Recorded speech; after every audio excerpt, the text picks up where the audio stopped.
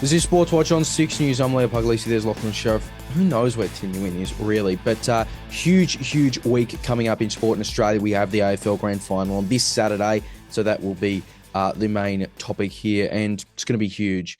You've got Geelong, you've got Brisbane. I really am hopeful of a good matchup here, but also my gut feeling is Geelong's just going to smash it. What do you think?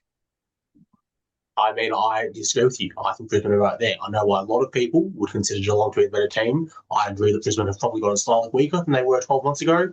However, this is still a very good team. And what we can take away from the two preliminary finals, I think we had two great prelims. Not necessarily close games, but I still think that both Hawthorn and Collingwood put up great efforts despite the loss. So I think you had two great games. I was impressed by Geelong on the Friday night against Hawthorn because Hawthorn started hot. It looked like Hawthorn might run away with it. Geelong came back, showed their class, showed their professionalism, and it was too easy for them in the end. As for the Lions Magpies game, very interesting because it was a bit topsy turvy for a while. Collingwood were up, Brisbane were up, kept flipping, and yeah, Brisbane ran away with them in the end. And that to me shows the signs of two very good teams, two very good football teams in Geelong and Brisbane, who can run away with the game when it's a close, even battle. So for me, if I had to pick a winner on Saturday, I'm not sure. I would probably lean towards Geelong, maybe not as high as a margin as you would think.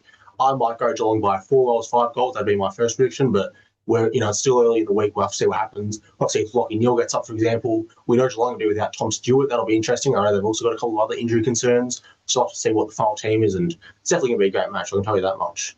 I just think Geelong's going to absolutely smash it, 60, 70, something like that. They're just going to – I mean, we've seen this before. And granted, Sydney in grand finals is Sydney in grand finals, though. We've seen that before in relation to 2023, obviously. But still, I just think they are just so strong at this point. I don't put much into the MCG part of things. I really just don't. I don't think it matters as much as some might think, but I just think they're just so absolutely dominant here that it will be fairly strong for them. Who are you looking? Norm Smith medal's obviously huge. Who are you looking for a big game here? Because I mean, if Geelong win, we both think Geelong's going to win here, or even by varying margins. I mean, you're looking at people like Bailey Smith, you're looking at people like Dangerfield, the obvious names. Bailey Smith, Norm Smith would certainly be something if that indeed happened. Who are you kind of looking for to have strong games?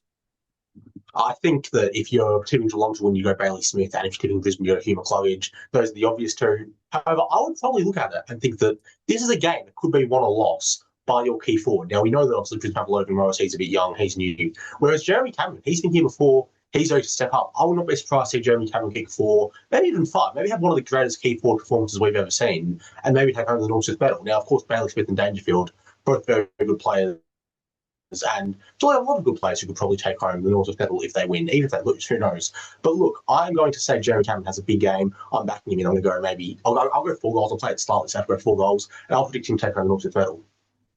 And just quickly, Lachie Neale is obviously the other big element of this, notwithstanding this could be resolved matter by the time this show goes to air. I'm reminded, unfortunately, of Sam Reid in the 2022, I should have said 2022 before, by the way, the 2022 grand final when he was under a bit of an injury cloud and he played for Sydney and it was just not particularly good. Now, granted, the whole of Sydney, was not a good performance that day. I think it'd just be too big of a risk. I mean, we all acknowledge how strong Geelong is at this point. I just don't think they're going to be able to confirm him 100% good. And I don't think if they can't confirm him 100% good, I don't think it's worth playing him. Because imagine if he's subbed out after like 5 minutes, like Pendlebury on the weekend or something like that. That'd be the worst thing possible. You're down a man for effectively in the entire game. I really don't think it's worth the risk as much as it'd be a really nice kind of fairy tale story. You? Look, I am very split on it. I think we've seen examples before of players playing in grand final when they're clearly injured. You look at Phil Davis in 2019. You look at Ben Reid in 2011. These happen. Unfortunately, it can hurt a team. You saw GWS got smashed in 2019. I'm not saying that was 100% on Phil Davis, but we all know he probably wasn't 100% for that game. So look, do I think that Lachie Neale could play on Saturday? Of course I do. Lachie Neale's a competitor, two-time Brownlow medalist. It's hard to keep him out if he says he wants to play, which I'm sure he does. However, even if you look at last week, Scott Pendlebury wasn't 100%. He gave it a go and they had to sum out after 5 minutes. So do I think that Brisbane will play Lachie Neale on Saturday? I do. I think Chris Fagan won't be able to say no to him. Not that, Chris Fagan's obviously a very good coach. I know he's the leader there, but at the same time, you look at how good Lachie Neale is, think of all the pressure in this game. Lachie Neale's been there before. I think you have to say, okay, we're going to play you. Look, I'm going to hope for the best. I don't want to see Lachie Neale get subbed out for 10 minutes with an injury. However, it's definitely a possibility. But if you ask me if he's going to play on Saturday, I'd say yes right now.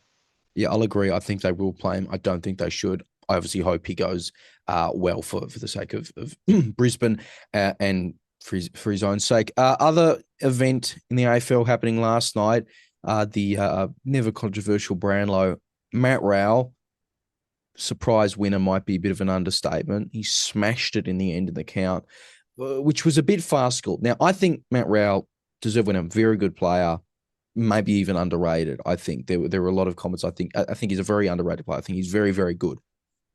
Dacos obviously could have won that, but irrespective of who would have won it, some of the votes, some of those 3 votes he would get, I'm really leaning towards the umps should absolutely be able to have a look at the stats here, because it just seems so bizarre to me. Some of the games where he was getting 3.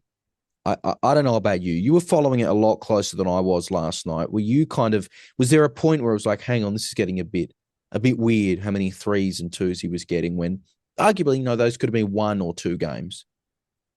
Yeah, for sure. Matt Rowell, don't get me wrong, incredible player. I like him a lot. I was very happy to see him win. He had a great speech last night. Very happy for him.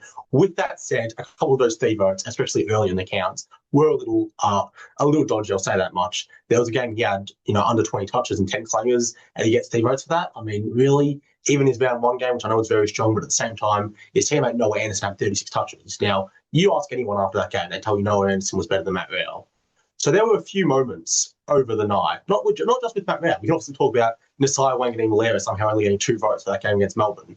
So there were a lot of moments over the night where I thought, hang on, this is a little awkward. Now, I love the Brownlow Medal for what it is. I think it's a great night. Obviously, we get to see all the players come in. We get to see the wives and girlfriends dress up. It's a great night for what it is. However, I don't think we should take it as gospel. I don't think you can now confidently say Matt Rowell was the best player this season. You can if you want to. We had a great season. But as you said, Nick Dacos was the best player. I probably wouldn't disagree with you. Now, would I change the Brownlow Medal? I wouldn't, just because, the history, the tradition, it's a very, high-standing event. It hasn't been changed for now. I'm going to side with the traditionalist on this one. With that said, my main takeaway from this is stop taking it as gospel. Obviously, Matt Rowell is an incredible player. But again, if you think Nick Dacos had a better season in 2025, I can't, dispute that. That's fine. That's your opinion. I'll have mine. The umpires will have theirs. You'll have yours. Everyone has their own opinion. At the end of the day, it's a voting system by the umpires. They're going to pick their favourite player, not their favourite player, sorry, the best players in the game, who they thought played the best. They're not going to get it perfect every time. Some of them will be a little ridiculous. Again, Wanganeen-Malera only getting 2 votes against Melbourne. But at the end of the day, we can't, even if you want to change it to, the media get a vote, or we just do the coaches' votes, nothing's going to be perfect. So for me, I think you just have to kind of let it be what it is. And yeah. Yeah, the call on Nasiah, and this isn't even saying Jack Viney had a bad game, notwithstanding, he was the guy who was supposed to be on Nasiah in the last second, but that was that. It wasn't as if he suddenly, propped up in the last 5 minutes. He had 34 touches that game. Inexplicable that he did not get the 3 votes for that. This is not as if this was a robbery and he was about to win it anyway. We know how far Rowell was ahead. I'm stunned by that. I really, really am stunned by that. That should have been the easiest 3 votes of his life, really, but it wasn't. And that's that. I mean, look, I don't think they're going to change it. I really do think it'd be good if they were able to check the stats, though. But to be fair, I mean, this kind of stuff makes it a bit more entertaining. Although I do appreciate Andrew Dillon really, really going through it fast last night. Last year. I remember that was just taking forever. So I appreciate him going through that nice and fast. While we're winding down the AFL season, NBL getting back up and running. You've been following that very closely over the weekend. I have. Look, it was a great start for the NBL. We've had a lot of different games. We obviously had Partizan and Panathinaikos come down. They played an exhibition game in Melbourne. They then played in Sydney on the Sunday. So we've seen a bit of that. Obviously, saw Illawarra in the Club World Cup early season. We're going to have the New Orleans Pelicans down here soon. So there's a lot of different things happening in the NBL community right now. As for the actual NBL games themselves, well, it's a great time to be a Victorian because SEM Phoenix and Melbourne United are your 2 teams on top right now. And honestly, in most of the games they played, it wasn't even close. The United were pushed quite close by Tasmania on the Thursday night. But then you saw South East Melbourne Phoenix on the Saturday against Cairns absolutely ran away with it. I believe it was I want to say 37-point margin. And Melbourne United, I think, a 32-point margin on the Sunday. So we have two very good teams in Victoria right now. And let's be honest, we could have got a Victoria Grand Final last year. We've had SEM Phoenix versus Melbourne United and all 5 games of John Cain Arena last season. And how good would that have been? But look, let's focus on this season. I think Melbourne United have done great with the amount of players they've lost. Obviously, Dellavedova's gone, Jack White has left, Ian Clark's no longer on the team. So there's a lot of different players who have had to step up now. Milton Doyle's come in. They've got Jesse Edwards who's come in. It's a very different team to last season. But for me, I think they're just doing exactly the same as last season and the same they have for a while now. And again, the results. And that's the culture they built at that club. Something interesting, though, is Perth Wildcats, who we usually expect to see up the top. They didn't have a good game. They played Tasmania on Saturday, and they lost. That's one to keep an eye on, I think, because it's so normal to see Perth up there now. Maybe this could be a season where they do struggle a little bit, but no, it's great to see the NBL back, and it was great to get out a couple of games on the weekend for myself personally because it's very exciting to watch. I recommend going out and giving it a watch yourself. Who are you looking at to have a big season team wise? Team wise, look, I don't think I have to look past the state. I'm going to be honest. Melbourne United, again, were brilliant. You have SEM Phoenix again. They won their first game against Cairns quite convincingly. These two will now play against each other on Thursday. That's going to be a huge game to throw down. I'm looking forward to it. Another thing I would watch, though, is Tasmania. And now, Tasmania lost to Melbourne on the first night. And look, Melbourne are a great team. That's okay. But then Tasmania bounced back and they beat Perth. And that's not something we expect to see, especially when you travel through Perth. So for me, Tasmania, they won the championship 2 seasons ago and then missed the playoffs last season. So this, I'm now a little intrigued. Could this be a bounce back season? If you want to swap code, similar to what we saw from Collingwood this year in the AFL, where they won a grand final, missed the final, then bounced back the following season. Could Tasmania be doing something similar here, where they bounce back, have a great season, maybe go on and win the whole championship in March? I wouldn't be surprised if they do. So that's another team that I'm going to look out for this season. Just quickly and just finally, athletics. Gout Gout in the headlines, as he always is. Another really solid run. Always are, right? What did you observe from that performance? Yeah, look, Gout Gout is quite a talent, isn't he? He's only 17 still.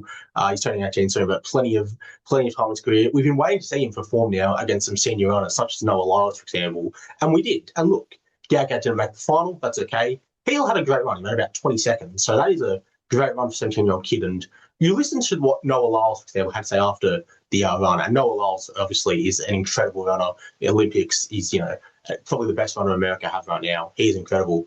You listen to what he said about Gout Gout and how he thinks Gout Gout has, a great coach, how he has a great will to succeed, what he's doing to put in the work to maybe go to Los Angeles in 2028. We all hope so. For me, it seems like Gout Gout is not only going to be one of the best, runners in 5-10 years, he might be ready to go and win a gold. And, I don't want to hype him up too much, but he might be ready to go compete and get a medal in Los Angeles. All of his senior runners who he competed against recently have had nothing but good things to say about him. And you look at what, the media hype, you look at all the people in Australia who want to succeed. That's a lot of pressure for a 17-year-old, but even though he didn't win, obviously there's still a lot of work to be done. But for his first real competition recently, you would have to say he did pretty well, considering all the eyes on him. There's a lot of people, a lot of Jamaicans watching, for example, who don't want him to be better than Usain Bolt, so they already hate watching him. There's a lot of pressure on this kid, and I think he's really done well to live up to it so far. So I'll be interested to see what happens now for the next couple of years, because we all know LA 2028, we'd love to see him take home a medal, especially if it was gold. He's a star, and we'll all be very, very much watching that unfold. And I hope we can get some more, because this was good, because it was on free to wear, so I got a bit more attention, more promotion of his runs, because everyone's stopping and watching him, which really just all credit to him. Fantastic, absolutely fantastic. Runner. That's Sportswatch for this week. We'll see if Tin's back next week or not. And this is one of those weird episodes. We don't have much to talk about roundball, but I'm sure lots will be coming up. We're very, very excited for the new A-Leagues season, and we'll be able to cover that in full. I don't know how excited Tin is, to be fair, but we'll be able to cover that in full very, very soon. So we'll have more coverage for that. Remember all the latest episodes right here on our YouTube channel, streaming whatever you want. Give us your thoughts, give us your comments, give us your feedback. Thank you, everyone, for tuning in.